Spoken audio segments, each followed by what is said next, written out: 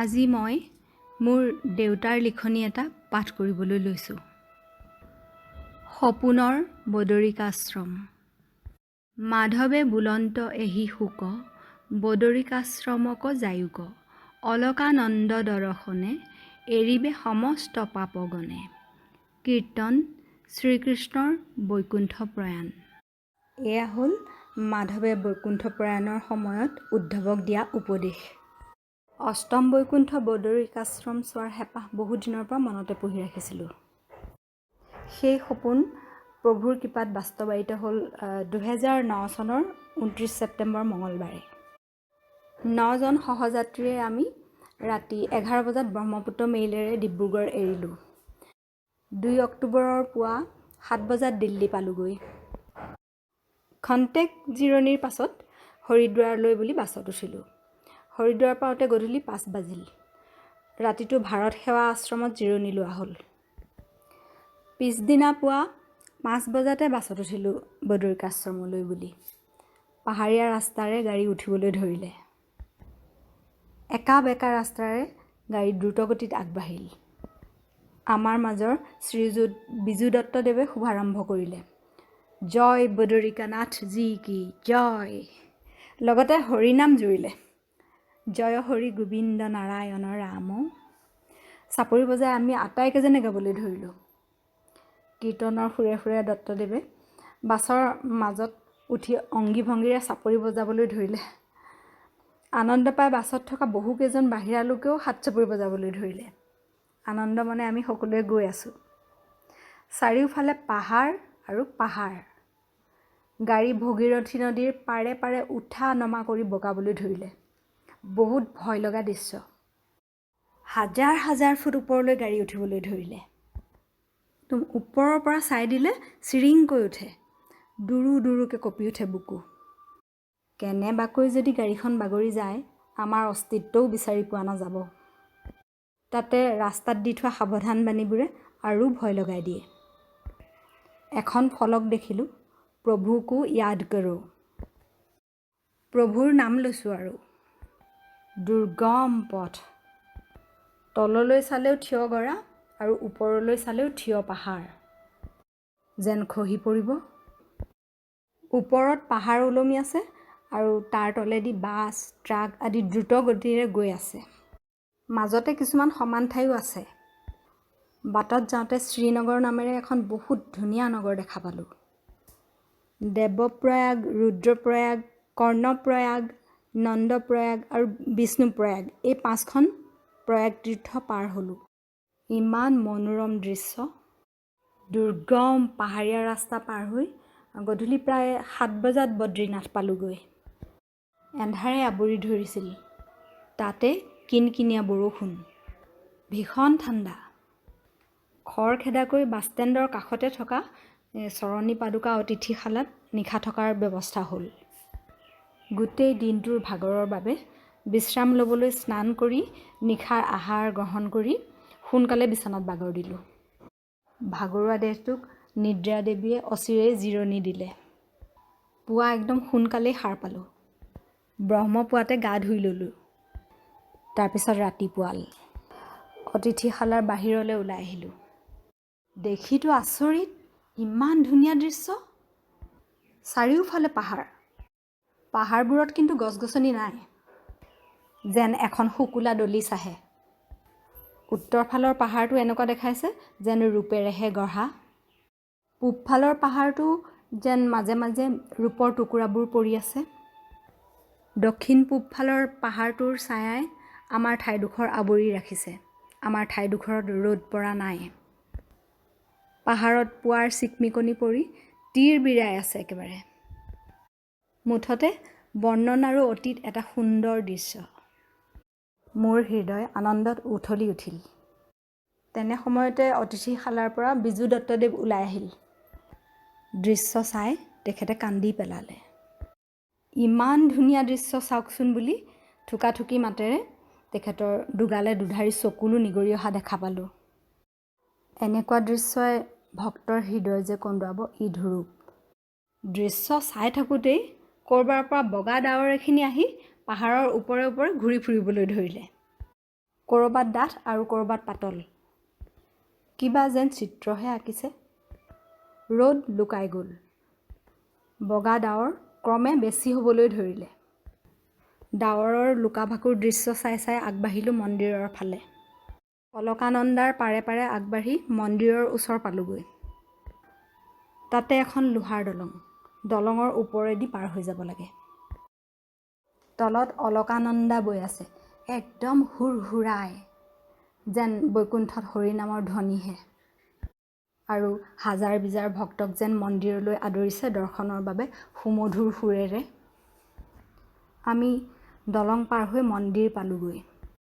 মন্দিৰৰ সন্মুখতে উত্তৰ পূৰ্বাঞ্চলৰ পুৰোহিত দুৰ্গাপ্ৰসাদ ভট্টদেৱক লগ পালোঁ। তেখেত বহুত বৃদ্ধ। তেখেতে আমাৰ আউনী আটীয় সত্ৰাধিকাৰ প্ৰভু আৰু ডেকা প্ৰভু সকলোকে লগ পোৱাৰ কথা ক'লে।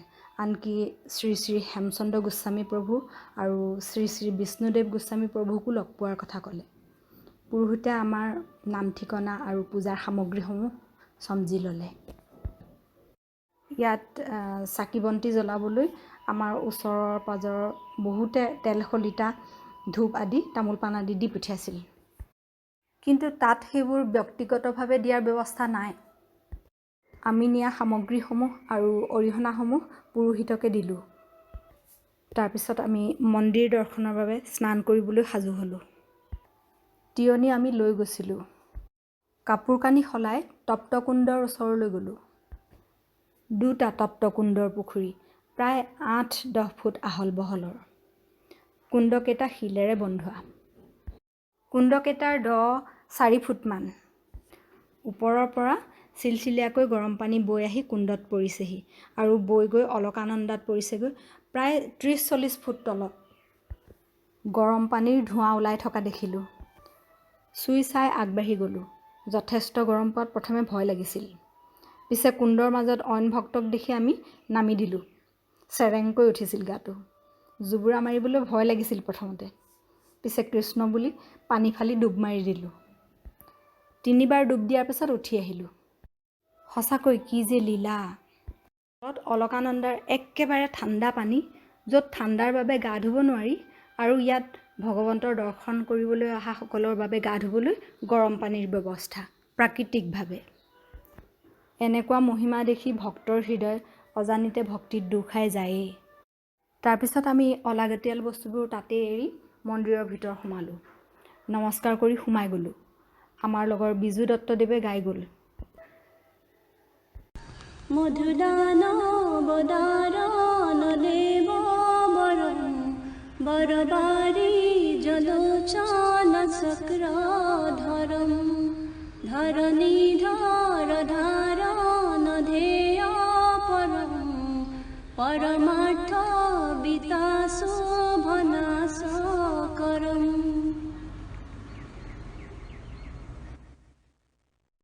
গুৰুজনাৰ এই টুটুৱিটি তেখেতে গাই গ'ল। ঠেলা হেঁচাৰ মাজেৰে গৈ গৈ আমি বদ্ৰীনাথ মূৰ্তিৰ ওচৰ পালোগৈ।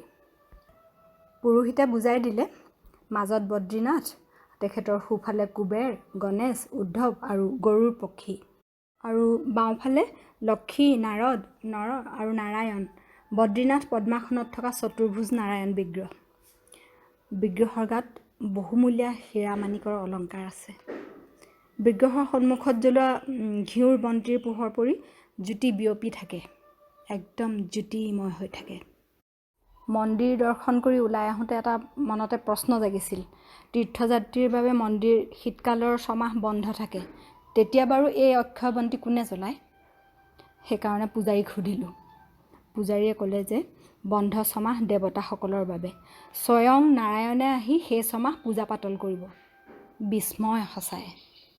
তাৰপিছত আমি আশে পাশে থকা বজাৰত ঘূৰিলোঁ আৰু ১২ বছৰ মৌন ব্ৰত পালন কৰি থকা মুনি বাবাৰ আশ্ৰম ওলালোগৈ।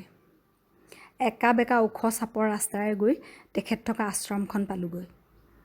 ভিতৰৰ আসনত তেখেত বহি আছিল আৰু কেইজনমানৰ লগত ইংগিতেৰে কথা পাতি আছিল।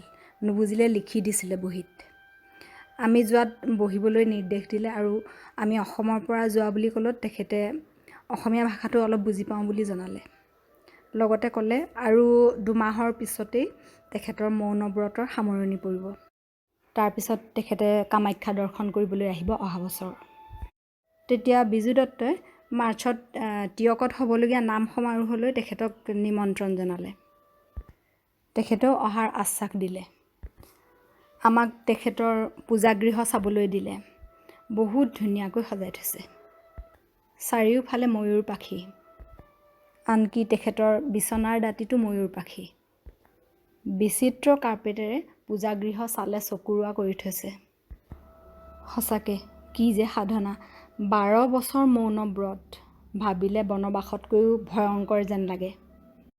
তাৰপিছত আমি পুনৰ ঘূৰি আহিলোঁ মন্দিৰলৈ। দুপৰীয়া প্ৰসাদৰ বাবে পুৰোহিতে আমাক নিমন্ত্ৰণ জনাইছিল। তেখেতে আমাক প্ৰসাদ দিলে। আমি কাষৰ হোটেল এখনতে বহি আহাৰ গ্ৰহণ কৰিলোঁ।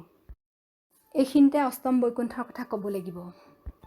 পূজা শেষ হোৱাৰ পাছত আমি মন্দিৰৰ পৰা ওলাই আহিয়ে দেখা পালোঁ পাহাৰকেইটাত ডাৱৰ গোট খাইছে, কিন্তু আকাশ ফৰকাল। অলপ অলপ বৰষুণো পৰিছে। ডাৱৰবোৰ পাহাৰৰ দাঁতিয়েদি দৌৰি ফুৰিছে। ডাৱৰৰ চকামকা চাই চাই অত্যন্ত অভিভূত হৈ পৰিলোঁ। লাহে লাহে ডাৱৰ আহি আহি পাহাৰবোৰ একদম ঢাকি ধৰিলে। পাহাৰ যে আছে ইয়াত ধৰিবই নোৱাৰা হৈ থাকিলে। অলপ পাছতে আকৌ ডাৱৰবোৰ ক'ৰবালৈ গুচি গ'ল। পাহাৰবোৰ আকৌ ওলাই পৰিল। মুঠতে ইমান ধুনীয়া দৃশ্য নিজ চকুৰে নাচালে আনক বুজাব পৰাটো দুঃসাধ্য। ডাৱৰবোৰে এনেদৰে ঘূৰি ফুৰিছে যেন সেয়া কৃষ্ণই গোপীৰ লগত ৰাসলীলাহে কৰিছে, তেনেকুৱা লাগিল। তাৰপিছত আবেলি আমি ব্যাস গুহা, গণেশ গুহা আদি চাবলৈ গ'লোঁ। দূৰত্ব আমি থকা ঠাইৰ পৰা 3 কিলোমিটাৰমান হ'ব। খোজকাঢ়ি যাবলৈ আমনি পোৱাত গাড়ী এখন ভাড়াত ল'লোঁ। গাড়ীয়ে নি আমাক মনা গাঁৱত নমাই দিলে। এয়া হেনো ভাৰতৰ শেষ সীমাৰ ভুটীয়া গাঁও। শিলৰ মাজে মাজে সৰু সৰু জুপুৰি ঘৰ। য'ত অকণমান সাৰুৱা মাটি পাইছে তাতে খেতি কৰিছে। তিৰোতা কিছুমানে ঊণৰ চুৱেটাৰ গাঠে। নানা প্ৰকাৰৰ দৰৱ বেচে। পাহাৰৰ তলৰ পৰা বহুতে বস্তু কঢ়িয়াই আনে। সকলো কামত ব্যস্ত।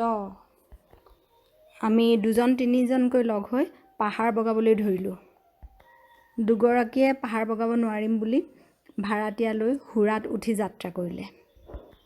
দুখ লাগে ভাবিলে, জীয়াই থাকিবলৈ মানুহে কিমান কষ্ট কৰিবলগীয়া হৈছে। নিজে খোজকাঢ়ি যাবলৈকে টান, তাতে পিঠিত বোজা কঢ়িয়াই পাহাৰ বগাইছে। আমাৰতো ভাবিবলৈও ভয় লাগে। কাৰণ পাহাৰ বগাই গম পালোঁ অলপ উঠাৰ পাছতেই উশাহ নিশাহ বন্ধ হোৱাৰ উপক্ৰম হয়। মাজে মাজে জিৰণি লৈ লৈ গণেশ গুহা পালোগৈ। তাৰপাছত ব্যাস গুহালৈ বুলি খোজ ল'লোঁ। দূৰত্ব বৰ বেছি নহয় যদিও 100-150 মিটাৰমান হ'ব। গৈ ব্যাস গুহা পালোগৈ। শিল এটাৰ ভিতৰত ধুনীয়া ঘৰ। তাতে ব্যাসদেৱৰ মূৰ্তি আছে। অন্ধকাৰ ভিতৰখন বন্তিৰ পোহৰেৰে উজলি আছে। মূৰ্তিৰ কাষতে পূজাৰী বহি আছে। পূজাৰীয়ে আমাক বহিবলৈ দি ব্যাসদেৱৰ জন্ম কাহিনী ক'লে। আৰু ক'লে যে ব্যাসদেৱে ইয়াৰ পৰাই ভাগৱতৰ কাহিনী কৈ গৈছিল। আৰু গণেশজীয়ে নিজ গুহাতে থাকি লিখি গৈছিল। আমাৰ কাৰণে এয়া দূৰত্ব বহুত বেছি যদিও তেখেতলোকৰ বাবে সেয়া দূৰত্ব নহয় বুলি ক'লে। পূজাৰীৰ নিৰ্মালি গ্ৰহণ কৰিলোঁ। তাৰপিছত আমি ওলাই আহিলোঁ। ব্যাস গুহাৰ পৰা আমি সৰস্বতী কুণ্ডলৈ আগবাঢ়িলোঁ। যথেষ্ট দূৰ। গৈ গৈ ভাগৰি পৰিছোঁ। অৱশেষত কুণ্ড পালোগৈ। সঁচাকৈয়ে অপূৰ্ব দৃশ্য। হুৰহুৰাই পানী আহি কুণ্ডত পৰিছেহি। ক'ৰ পৰা আহিছে দেখা পোৱা নাযায়। ইউ আকৃতিৰ পৰ্বতৰ মাজৰ ধুন্দৰ পৰা একদম প্ৰচণ্ড শব্দ কৰি অতি বেগেৰে এখন নদী নামি আহিছে। এয়াই সৰস্বতী নদী। শিলবোৰ এনেকুৱা ধুনীয়াকৈ আছে যেন কোনোবাই সজাইহে থৈছে। শিলৰ পাহাৰৰ মাজেদি নদীখন বৈ গৈছে। এঠাইত এচটা ডাঙৰ শিল থোৱা আছে। সেইফালেদি পাৰ হৈ সৰস্বতী মন্দিৰ চালোঁ। তাৰ পৰা কুণ্ডও খুব ভালকৈ চালোঁ। তাতে কোৱা শুনিলোঁ সেই শিলচটা বোলে ভীমে নদীখনৰ ওপৰত পাৰি দিছিল দ্ৰৌপদীয়ে পাৰ হ'বৰ বাবে। ওচৰতে ভীমকুণ্ডও আছে। তাৰ দাঁতিয়েদি প্ৰায় 100 মিটাৰমান তললৈ নামি আমি স্নান কৰিলোঁ। তাৰপিছত আমি লাহে লাহে গাড়ী থকা ঠাইলৈ ঘূৰি আহিলোঁ। থকা ঠাই পাওঁতে সন্ধিয়া হ'বৰে হ'ল। পুনৰ স্নান কৰি গধূলি মন্দিৰৰ আৰতি চাবলৈ ওলালোঁ। লগত নিয়া ঠগা কীৰ্তন পুথি লৈ বিজু দত্ত সাজু হ'ল। আমিও সাজু হৈ পুনৰ অলকানন্দাৰ পাৰে পাৰে মন্দিৰলৈ বুলি আগবাঢ়িলোঁ। মন্দিৰৰ প্ৰাংগণত এডোখৰ ঠাই উলিয়াই বহি ল'লোঁ। মোনাৰ পৰা ঠগা উলিয়াই আগলি কলপাত পাৰি কীৰ্তন ভাগি উলিয়াই পঢ়াৰ আয়োজন কৰিলে দত্তদেৱে। কি পঢ়িম বুলি কীৰ্তন ভাগ মেলি দিওঁতেই ধ্যান বৰ্ণনাৰ ২য় অধ্যায়টো ওলাই পৰিল। এয়াই উপযুক্ত হ'ব বুলি গুৰুমন্ত্ৰ জপ কৰি তেখেতে সুৰ দি কীৰ্তন পঢ়িবলৈ ধৰিলে। তেখেতৰ সুৰটো এনেও ভাল। ব্যাখ্যা চলি আছিল। তেনে সময়তে আৰতিৰ বন্তি লৈ পূজাৰী আমাৰ ফালে আগবাঢ়ি আহিল। বন্তিৰ ঘ্ৰাণ লোৱাৰ পিছত তেখেত অন্য ফালে গ'লগৈ। এইদৰে পঢ়ি থাকোঁতে পুনৰ এবাৰ বন্তি আমাৰ মাজলৈ আকৌ আহিল। আমি আকৌ বন্তিৰ সুবাস ল'লোঁ আৰু ধন্য মানিলোঁ নিজকে। পাঠ শেষ হোৱাৰ পিছত আমি উঠি আহিলোঁ। মন্দিৰৰ আৰতি আমি দূৰৰ পৰা শুনিলোঁ। ভিতৰলৈ যোৱাৰ হেঁপাহ আছিল, কিন্তু ভক্তৰ ভিৰৰ বাবে যোৱাটো সম্ভৱ নহ'লে। বাহিৰতে ৰৈ আৰতি শুনি থাকোঁতে ভাবিলোঁ, ইয়াত যিহেতু ঘিউৰ চাকিহে অখণ্ড প্ৰদীপ হিচাপে জ্বলোৱা হয়, গতিকে ঘিউকে দিয়া যাওক। ঘিউ কিনি আমি আৰতি শেষ হোৱালৈ বাট চালোঁ। বহুতো ভক্তই পূজাৰ সামগ্ৰীৰ থালি লৈ ৰৈ থকা দেখা পাইছিলোঁ। আৰতি শেষ হোৱাত সকলোৱে মন্দিৰৰ পুৰোহিতৰ ওচৰলৈ গৈ থালিবোৰ দিছে আৰু পূজাৰীয়ে প্ৰসাদবিলাক এটা ডাঙৰ ড্ৰামত ঢালি থালবোৰ ঘূৰাই দিছে। তেতিয়াহে গম পাইছিলোঁ যে সেইবোৰ প্ৰসাদেই পিছদিনা পূজাগৃহত দিয়া হয়। আমি আগবঢ়োৱা ঘিউ গ্ৰহণ কৰি তাতে ৰাখিলে। আৰতিৰ সময়ত ৰৈ থাকোঁতে দেখিলোঁ মন্দিৰৰ সন্মুখত এটা বহুত ডাঙৰ কলহ আছে। সেইটোৱে দান পাত্ৰ। তলত খটখটি আছে। ওপৰৰ মুখখন খোলা, ঠিক কলহৰ দৰেই। আমি থাকোঁতেই মন্দিৰৰ এজন কৰ্মকৰ্তাই তলত এখন বস্তা পাৰি তাত থকা তলাটো খুলি কাঠিৰ নিচিনা এখনেৰে টকাবোৰ বস্তালৈ টানি অনা দেখিলোঁ। বঙনীয়া পইচাকে ধৰি বহুত নোট ওলাই পৰা দেখিলোঁ। সেয়া হেনো ভক্তই পিছবেলা দিয়া দানহে। আৰতি শেষ হোৱাৰ পাছত আমি ওলাই আহি বজাৰ সমাৰ চাই অতিথিশালা পালোহি। পুৰোহিতে আমাৰ বাবে অনা মাহ প্ৰসাদ লৈ তাতে ৰৈ আছিল। আমি লগ কৰিলোঁ। তেখেতে আমাক বহিবলৈ কৈ সকলোকে সংস্কৃত মন্ত্ৰ গোৱালে। হাতে হাতে তুলসী দিলে। আমাক ধ্যানত থাকিবলৈ ক'লে। মন্ত্ৰ শেষ হোৱাৰ পাছত প্ৰত্যেককে তেখেতৰ পৰা মাহ প্ৰসাদ গ্ৰহণ কৰিবলৈ ক'লে। যাৰে যিমান ভাগ পূজা আছিল সেইমতে প্ৰত্যেককে প্ৰসাদ বিলাই দিলে। আমি অৰিহণা দিলোঁ। তেখেতক শ্ৰদ্ধা জনাই প্ৰসাদ গ্ৰহণ কৰিলোঁ। তেখেতে এখন ডাঙৰ বহী লৈ আহিছিল, য'ত আগতে তীৰ্থলৈ যোৱা সকলোৰে নাম লিখি ৰাখিছিল। ঠাইৰ নাম, ব্যক্তিৰ নাম, পিতাৰ নাম, পুত্ৰৰ নাম, নাতিৰ নাম আদিলৈকে সকলোবোৰ সুন্দৰকৈ লিখি ৰাখিছে। ৰাস্তাৰ অভিজ্ঞতা হিচাপে ক'ব লাগিব, সঁচাই বৰ বিপদসংকুল পথ। ৰাস্তাৰ দাঁতিয়ে দাঁতিয়ে অনেক ফলক দেখা যায়, যেনে বিপদ, ইয়াতেই দুৰ্ঘটনা হোৱা ঠাই, সাৱধান হওক, হৰ্ণ বজাওক আৰু নিজৰ লগতে আনকো দুৰ্ঘটনাৰ পৰা ৰক্ষা কৰক। আৰু কিছুমান সান্তনা বাণী দিয়া ফলকো আছে, যেনে আপকে কষ্ট কে লিয়ে খেদ হুই ইত্যাদি। গাড়ীৰ চালকে কিন্তু এইবোৰ নিয়ম আওকাণ কৰি যেনেদৰেহে গাড়ী চলায়, ভাবিলে ভীষণ ভয় লাগি যায়। দুখন বাছ পাৰ হ'বৰ হ'লে হ'ল আৰু একেবাৰে থিয় গৰাৰ ওচৰত ৰাখি দিয়ে। এনে লাগে গাটো যেন অকণমান জোকাৰিলেই বাছখন গৈ তলত পৰিবগৈ। সঁচাকৈ মনত থকা এটা যাত্ৰা। ভাল যে পাহাৰবোৰ শিলেৰে গঢ়িলে, নহ'লে মানুহে পাহাৰবোৰ কি যে নকৰিলেহেঁতেন। শিলৰ ওপৰত য'ত অলপ মাটি পাইছে তাতে মানুহে গাঁও পাতি খেতি বাতি কৰি কাম কৰিছে। ইমান ওপৰত কেনেকৈ যে থাকে ভাবিলে আচৰিত লাগে। মানুহে প্ৰকৃতিৰ লগত যুঁজ দি হাৰ নামানে। পাহাৰৰ দাঁতি কাটি নদীৰ পাৰে পাৰে ৰাস্তা বনাইছে। পাহাৰৰ ওপৰত থকা মানুহবিলাক ভুটীয়া গাৰোৱালী লোক। পাহাৰ বগাই থকাৰ বাবে তেখেতলোক সুন্দৰ, সতেজ চেহেৰাৰ।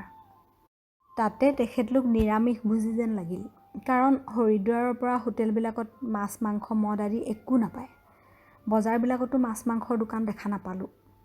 সঁচাই পবিত্ৰ হৈ আছে ঠাইবোৰ, পৰিষ্কাৰ হৈ আছে। লক্ষ্মণ ঝোলা, ৰাম ঝোলা চাওঁতে গংগা নদীত থকা ডাঙৰ ডাঙৰ মাছবোৰ দেখিলোঁ। এনে ভাৱ হয় যেন আমাৰ ইয়াত হোৱা হ'লে সেইবোৰ কেতিয়াবাই জাল পাতি ধৰিলেহেঁতেন, নতুবা বিহ দি ধৰিলেহেঁতেন। আমি সময়ৰ অভাৱত বহুতো ঠাই ফুৰিবলৈ নাপালোঁই। 5 অক্টোবৰ, পুৱা কিনকিনীয়া বৰষুণ, ভীষণ ঠাণ্ডা। আগদিনা মনোমোহা দৃশ্য ডাৱৰৰ পৰা দেখা নাপালোঁ। মাত্ৰ ৰূপালী পাহাৰটো আৰু বগা ডাৱৰবোৰ ঘূৰি ফুৰা দেখিলোঁ। পুৱাই চাহ জলপান খাই বাছত উঠিলোঁ কেদাৰনাথলৈ বুলি। তাতো এদিন থাকি কেদাৰনাথ মন্দিৰ দৰ্শন কৰিলোঁ। 7 অক্টোবৰত ঘূৰি আহি ঋষিকেশ পালোঁহি। ৰামঝোলা, লক্ষ্মণঝোলা চালোঁ আৰু পিছদিনা নীলকণ্ঠ মন্দিৰ দৰ্শন কৰিলোঁ। 11 অক্টোবৰত আমাৰ যাত্ৰা শেষ হ'ল। দিল্লীৰ পৰা পুনৰ ব্ৰহ্মপুত্ৰ মেইলেৰে ডিব্ৰুগড়মুখী হ'লোঁ।